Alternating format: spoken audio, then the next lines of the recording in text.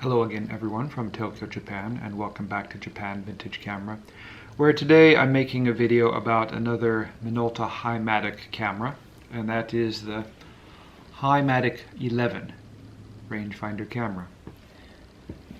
The Minolta High Matic 11 was the last of the full-size Minolta High Matic cameras, and it was the most technologically advanced. It was released in 1969, and it featured all of the strong points of the earlier High Matic cameras with the latest technology available at the time. Minolta designed this camera to compete against Yashica and their Yashica Electro 35. Before the High Matic 11, Minolta believed that people who bought a full-size rangefinder camera wanted to have full manual control. So the earlier models, the 7, the 7S, and the 9, all featured a combination of either fully automatic or fully manual operation. But the success of the Yashica Electro 35 showed that there was a big market for full-size cameras which had automatic operation. Minolta decided to make a camera which they thought would be superior to the Yashica Electro, and in many ways the High Matic 11 is superior. Some similarities to the Yashica are 45mm f1.7 lens. This was a faster lens which came on the High Matic 7 or 7S and is the same lens which came in the High Matic 9. And also, the High Matic 11 featured a transistorized meter, which was also available on the Yashica Electro 35. That's where we get the Super 3 circuit name on the camera. The High Matic 11, instead of having Yashica's aperture priority system, it featured a shutter priority system. The aperture priority system works really well, and it's quite easy to understand and operate.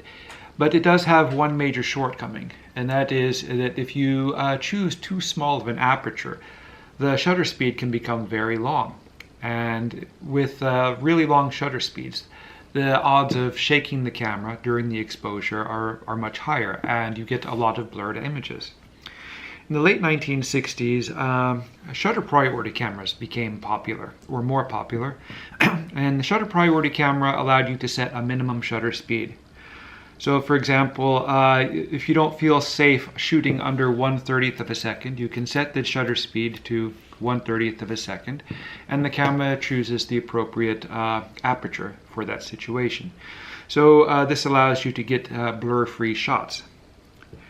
Another interesting feature which came on the High Matic 11, but which did not come on the Yashica Electro 35 series, was a program automatic mode. Now, automatic mode on the Yashica is quite simple. Whatever you point at, the meter reads the light, and if there's any change, the camera changes automatically. As soon as the shutter is depressed, the light meter reads the amount of light and sets the exposure, which is really good for quick operation and in scenes where the lighting is consistent. But it kind of limits your ability to add or subtract exposure from the image. The program mode allows you to increase or decrease the exposure by simply pushing the shutter button halfway down.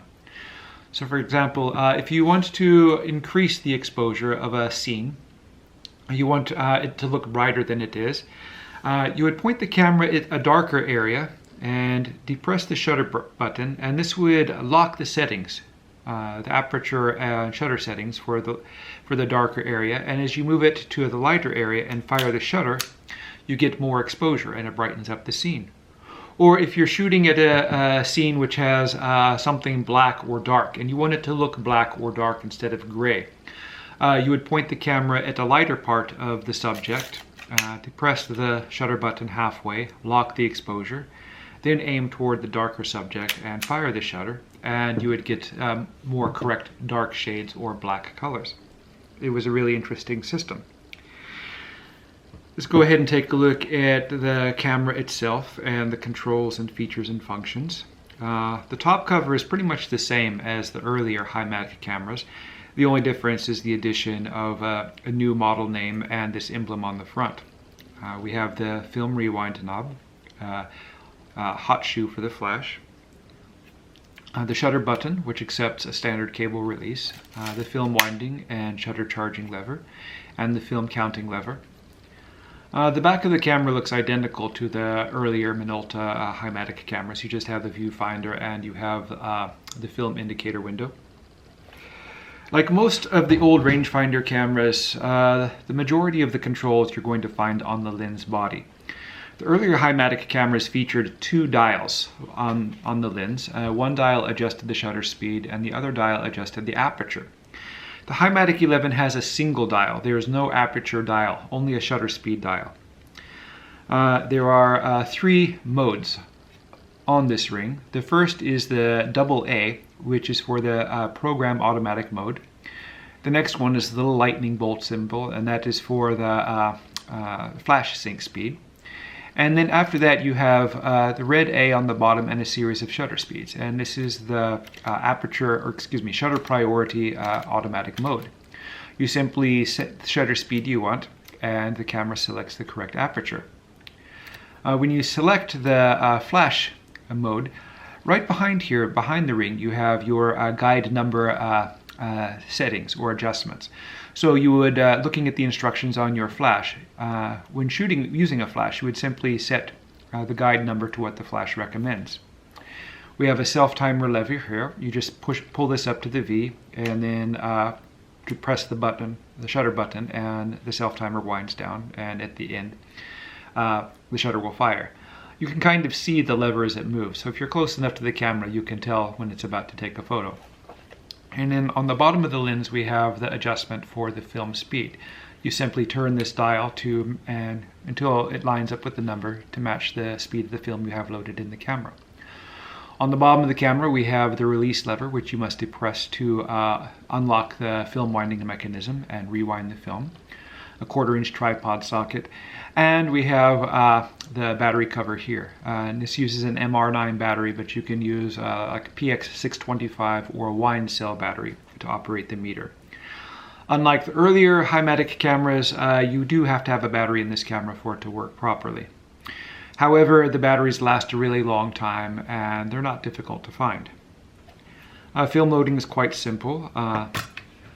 There's a catch on the side. You push up to release the film door. And the film loading is very similar to the earlier high Matics. You just lay the film cartridge here, push it up into the forks, stretch the film across the film chamber, and feed the end of the film into the slot here. And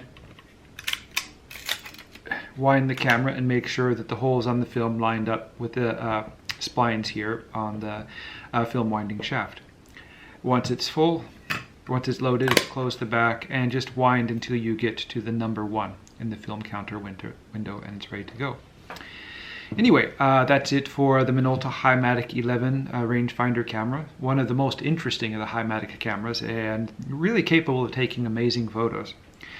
I do sell these from time to time at my Etsy and eBay stores. This one is for sale right now, and I think I have a second one available. So if you're interested in buying one of these, please check the description below the video for links to my stores.